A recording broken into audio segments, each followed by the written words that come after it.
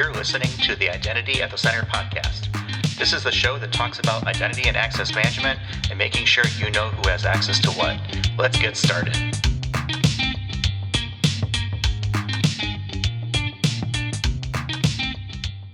Welcome to the Identity at the Center podcast. I'm Jeff, and that's Jim. Hey, Jim. Hey, Jeff. How are you? Oh, not so bad. Yourself? Great. We had the kickoff keynote from Todd and Eugenio this morning, and man, I am pumped. It was a fantastic session. Yeah, it was a fun talk.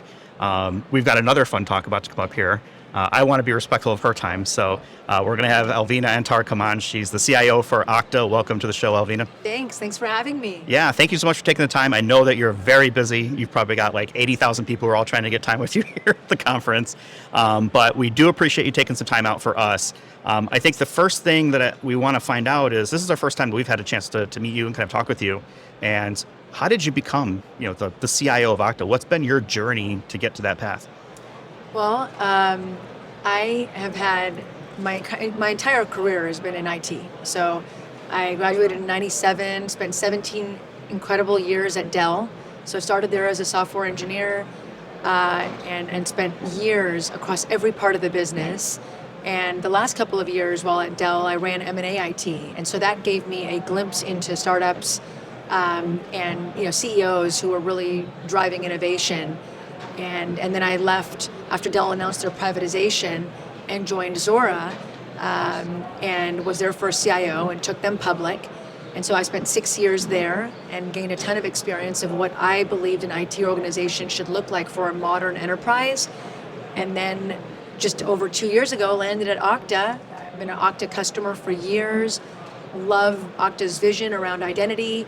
I've been an Okta workforce customer for years, and now with customer identity, just being able to drive digital experiences and ensuring that you have a more seamless experience across both your employees, which I've had to do my entire career, and your customers is critical. And so I couldn't be happier to be part of an organization that, is founder-led, a visionary leader, as we saw today with Todd and Eugenio, with the Auth0 founder, who's really the driving force across both our workforce identity cloud and our customer identity cloud. So it seems like you've had a lot of great conversations here over the last 24 hours, let's call it, right, since we've been here. You were kind of sharing just before we hit the record button here that you had an interesting conversation yesterday with a current Okta customer. Can you tell us a little bit about that? Yes. I had a chance to have a fireside chat with Spencer Mott, who is the CISO of Booking Holdings, and his story is incredible. He is a long time, one of the longest standing Okta customers. This is maybe his 7th or 8th Oktane in attendance. He came from Amsterdam to join us in person and shared his story. So he's currently the CISO of Booking Holdings, but years prior, he brought Okta in at Electronic Arts and Amgen and McKesson, all of which are customers still today. And at Booking Holdings, what his responsibility is it's a conglomerate, right, of Priceline, Booking.com, OpenTable, and Agoda. And he was just sharing the experience of how Priceline has 70 million customer accounts that have migrated to customer identity.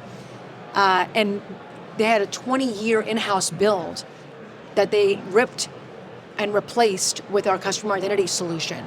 And and he talked about how they want to be out of the identity business. Like, they're not in the identity business; they're in the travel and bookings, and they want to create a concierge service for their customers, right? And create the most seamless, secure experience from the time that you book a flight to the time that you have a reservation at your hotel or your car or your restaurant. And so, being able to drive their innovation and drive an experience and partner with our identity solution has been a game changer for Booking Holdings. And so it was just a powerful story. And the best part about it was that he shared stories back with Freddie, our Okta's co-founder, and back in the days when Freddie carried a bag, and it was just amazing and special to be able to have someone who's truly been a partner and advocate and customer for so many years. Just share why why he has seen the vision of identity early on, back 13 years ago when we first started, and he's just excited about our future. I think it's just so amazing hearing that story and thinking about their business model and how integral IAM must be to creating a good customer experience. Because if you go into that site and it doesn't recognize you or you have a hard time getting in, there's so many different options to book your travel. So identity, it's one of those cases where identity just pops out as like a true differentiator. I was thinking about your origin story, and what jumped out at me is like, the thought I had was I started in IT around the same time, right? And the CIO role back 20 plus years ago now, right, was so much different than it is today. And I think it's because technology is now just core in every single aspect of the business. I can't think of a single aspect of the business where technology is not playing a key role. And now here we are at Oktane 22, and you're going to be hosting a panel of CIOs, and you're going to be talking about the CIO role in business transformation. It's really driving but let me not put the words in your mouth. What is it that we can expect out of that session? Well, thank you for sharing that.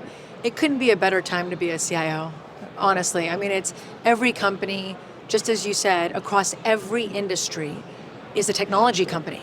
I mean, today at the keynote, Todd asked Kim Huffman, the CIO of TripActions, who was sharing the story of how they've always been a workforce identity customer, but they got out of that identity business and deployed customer identity to be able to drive a more seamless and secure experience for their customers at TripActions. A very similar story to what I just shared. And the question that Todd asked Kim was, are you a technology company, or are you a travel, and expense organization?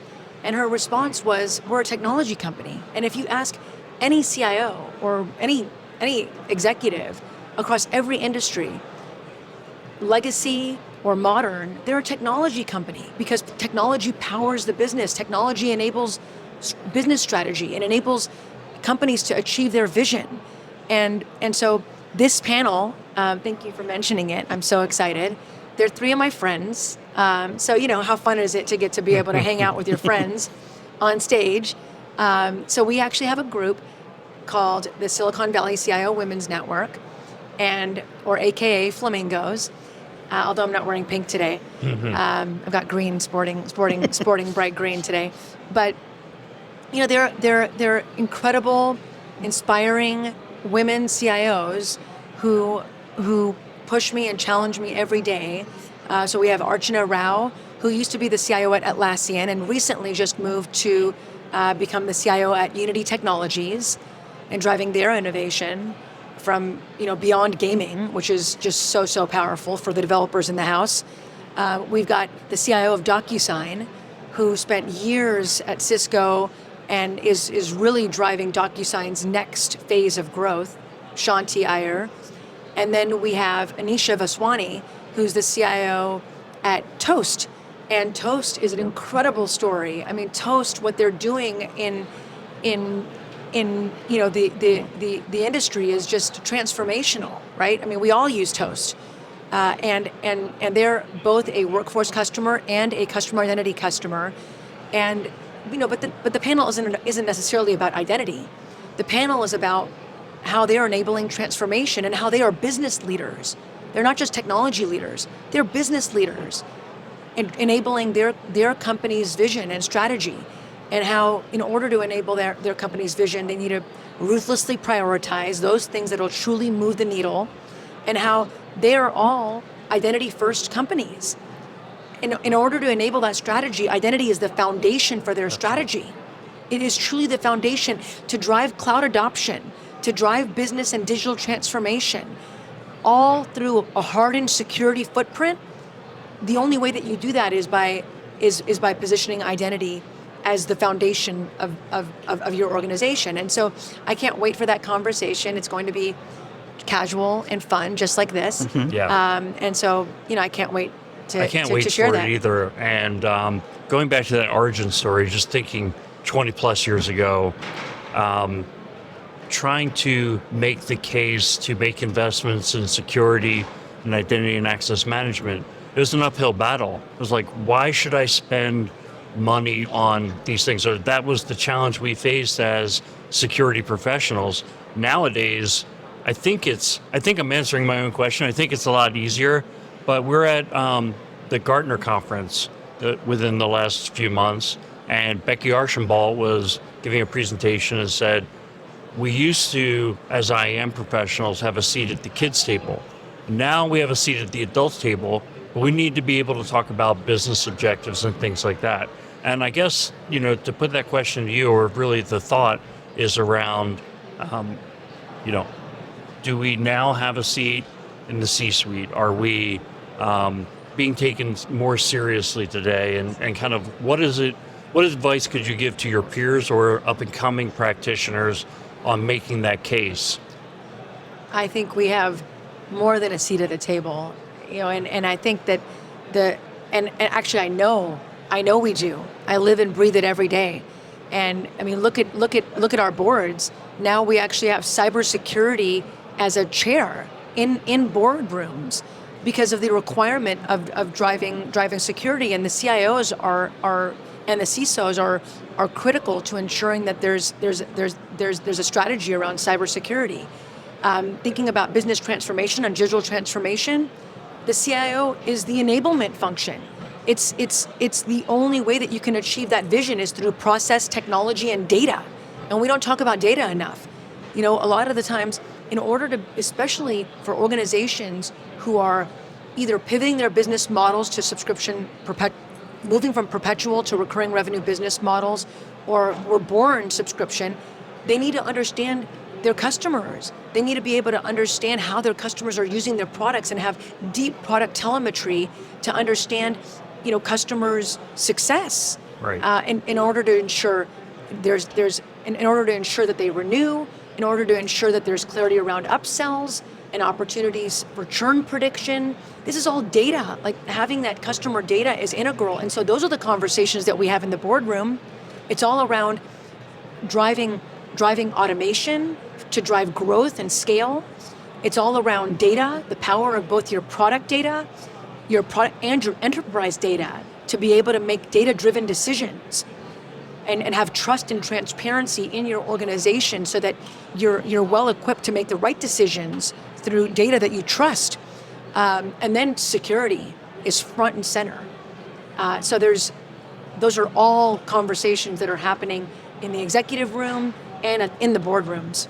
Yeah, and I think as a software organization, you've got to be, obviously getting new subscriptions is what kind of keeps the company growing, but you have to be at the point where the client is actually using it, getting deep with it, and really getting the value from it for them to stay loyal to that platform. 100%. So there's another panel that you're giving around driving diversity in tech. I want to touch on that one as well. Can you give us a sneak preview of what we can expect out of that one? Well, yes, this is something that's near and dear to my heart. Every Oktane, we showcase our culture, who we are. One of the main reasons I joined, you asked why or how I'm the CIO at Okta. I mean, one of the main reasons is not only my strong belief in our vision of identity, because obviously I'm a passionate leader who has to believe in our vision, but also who we are and what we stand for. And we truly are an organization that is invested in ensuring that we drive intentional change. And driving diversity in tech is something that I am committed, and I know many of my peers are committed to truly driving and measuring outcomes as we measure business outcomes. All the things that we do today and what we prioritize is through measurable business outcomes. That same lens should be taken on diversity. We should have measurable business outcomes to drive real change in what tech looks like. And so the three speakers that I have that I couldn't tell you how, I can't begin to explain how excited I am to have these speakers. One is the CEO and founder of Girls in Tech, Adriana Gascon, and she started Girls in Tech over 15 plus years ago.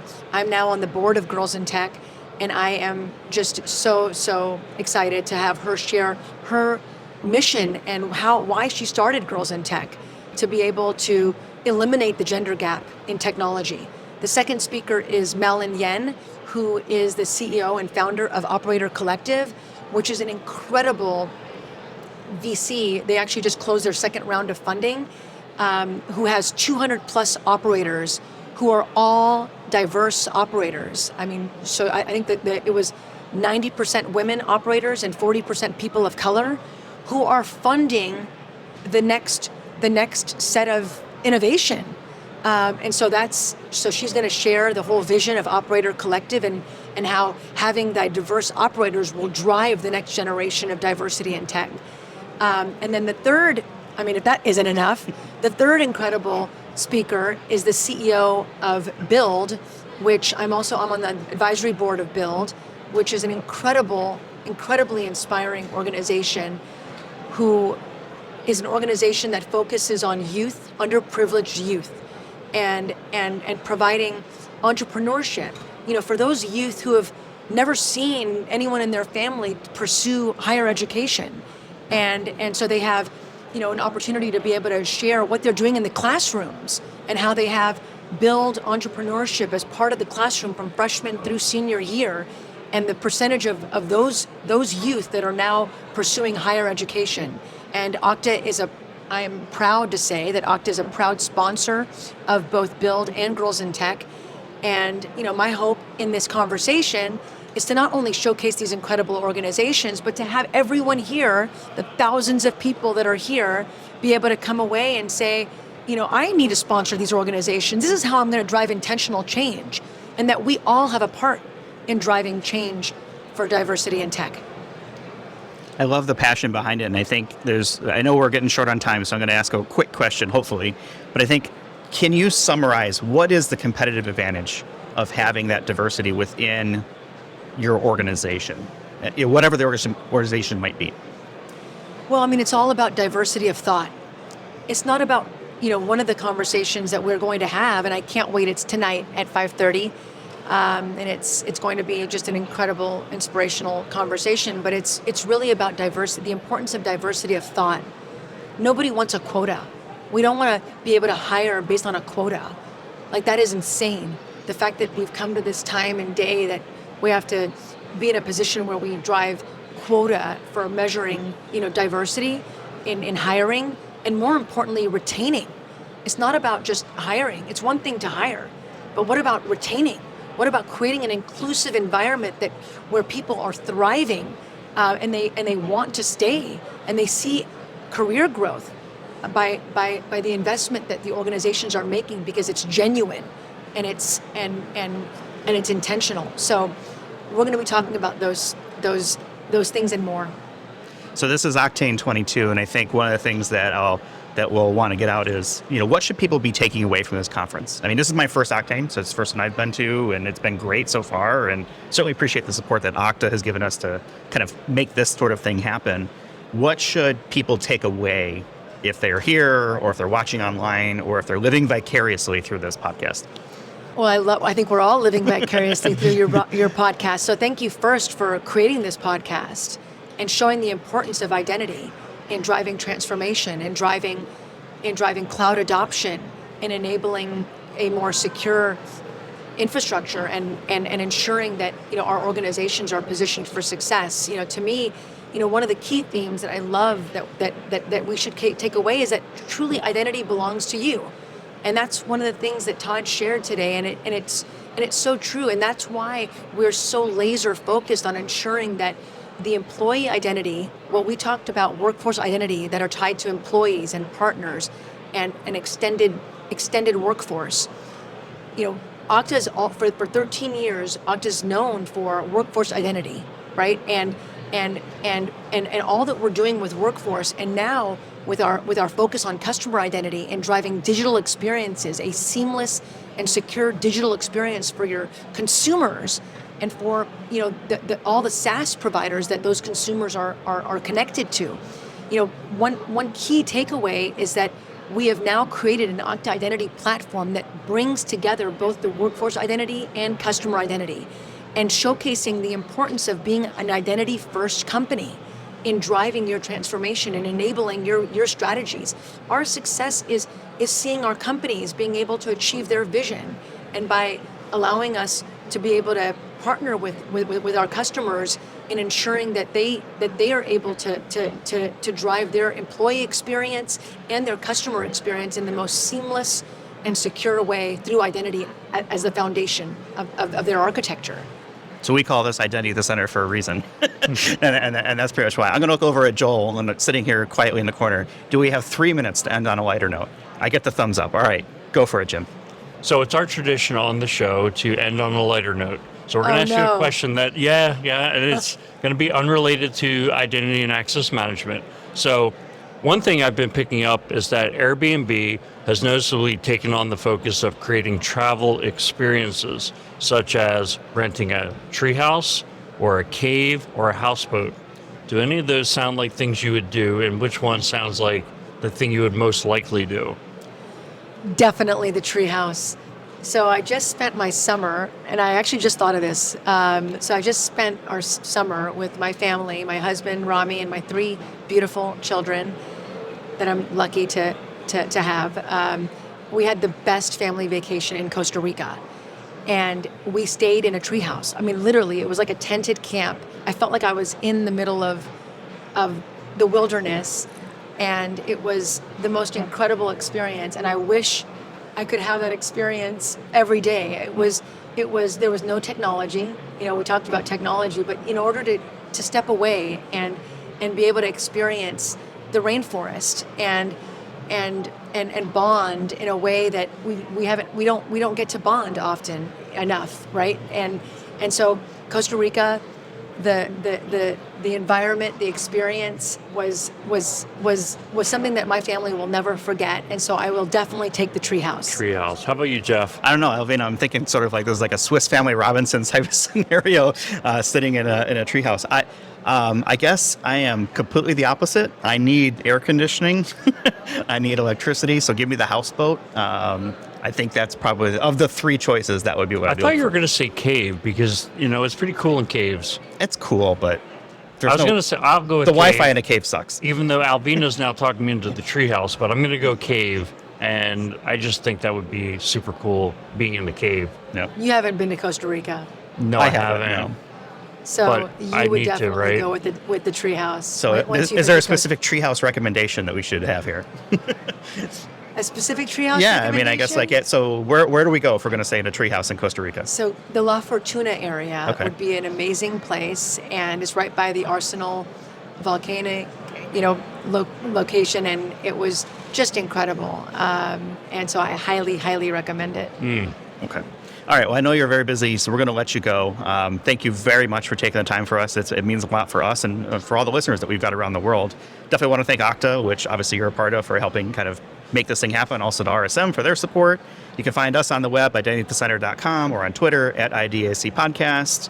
For those who are looking for show links, we'll have them in the show notes. You can learn more about Okta, Oktane, and Okta itself. And thank you so much for being part of this. And we'll talk with everyone in the next one. Thanks for listening to the Identity at the Center podcast. If you like what you heard, don't forget to subscribe and visit us on the web at identityatthecenter.com.